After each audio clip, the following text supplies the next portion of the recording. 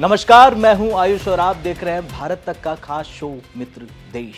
आज के वीडियो में हम बात कर रहे हैं रूस की एक ऐसी जीत की जो ट्रंप के सारे प्रतिबंधों को मुंह चिढ़ाती है। जी हां, ट्रंप का रूस पर बैन फेल होता नजर आ रहा और पुतिन ने भारत को अरबों डॉलर की वोडका बेचकर दिखा दिया कि दोस्ती क्या होती है।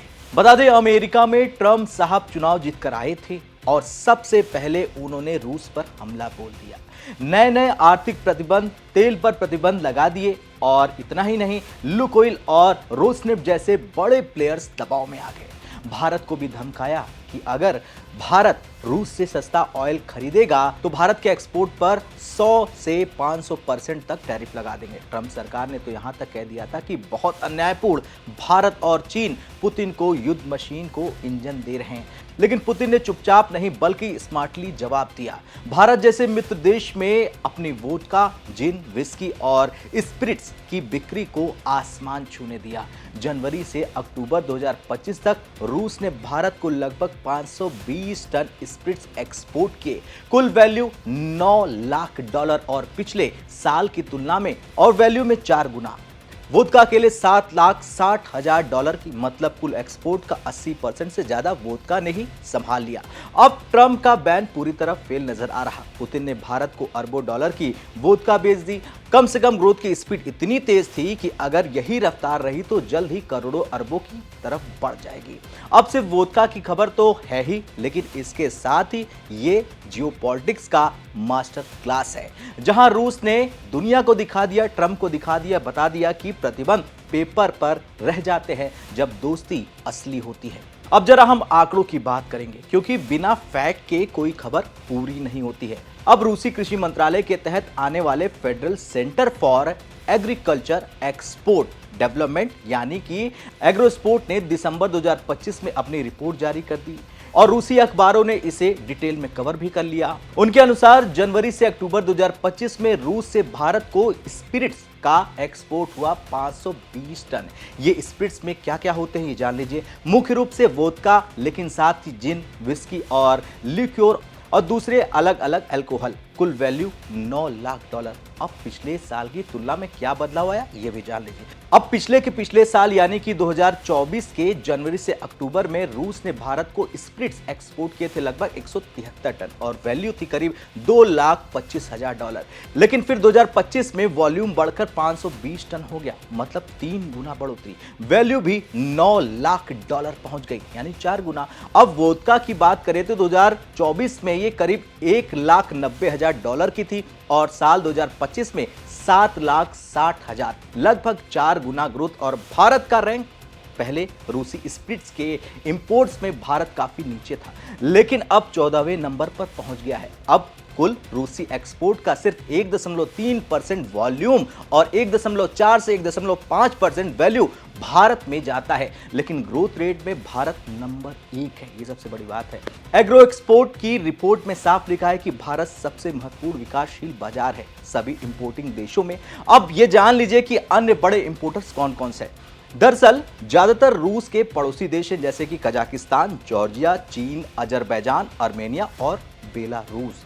ये देश रूस से नजदीक है, ट्रांसपोर्ट आसान है, लेकिन भारत इतनी दूरी होने के बावजूद ग्रोथ में टॉप पर है और ये दिखाता है कि भारत और रूस की दोस्ती कितनी ज्यादा मजबूत है। दूरी मायने नहीं रखती है और यही वजह है कि भारतीय वाणिज्य और उद्योग मंत्रालय के आंकड़ों से जो स्पुतनिक इंडिया और RIA नोस्त्री ने एनालाइज किया है वो है कि वोडका का एक्सपोर्ट 2.9 गुना बढ़कर $8,20,000 पहुंच गया है। ये 2023 के बाद का सबसे ऊंचा स्तर है। कुल भारत का वोडका इंपोर्ट जनवरी से अक्टूबर 2025 में $2.23 करोड़ रहा है, जबकि पिछले साल $1.86 करोड़ था।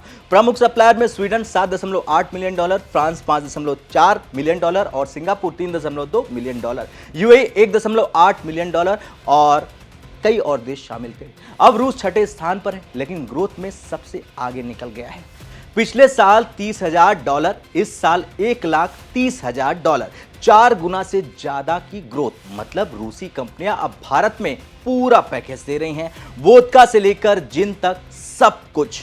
अब ये आंकड़े सिर्फ नंबर नहीं है दोस्तों, ये बताते हैं कि ट्रंप के प्रतिबंध का क्या असर हुआ, यानी कि नहीं हुआ। ट्रंप ने 2025 में काटसा को और ज्यादा मजबूत किया। अगस्त 2025 में भारत पर 25% की अतिरिक्त पेनल्टी लगा दी, जो कुल 50% तक पहुंच गई, क्योंकि भारत रूस से ऑयल लगातार खरीद रहा था बड़ी मात्रा में। अक्टूबर में रोसनेफ्ट और लुकोइल पर नए प्रतिबंध लगा दिए। ये कंपनियां रूस से ऑयल प्रोडक्शन का 60% से ज्यादा हैंडल करती थी। और ट्रंप ने अब कहा कि India will almost stop buying Russian oil. और क्या हुआ ये जान लीजिए। ऑयल इंपोर्ट में थोड़ा असर जरूर पड़ा। नवंबर दिसंबर 2025 में रूस से भारत का क्रूड इंपोर्ट गिर गया, 4 साल के लो लेवल पर पहुंच गया। लेकिन रूस ने हार नहीं मानी, पुतिन ने हार नहीं मानी। पुतिन ने ट्रेड को डाइवर्सिफाई कर डाला।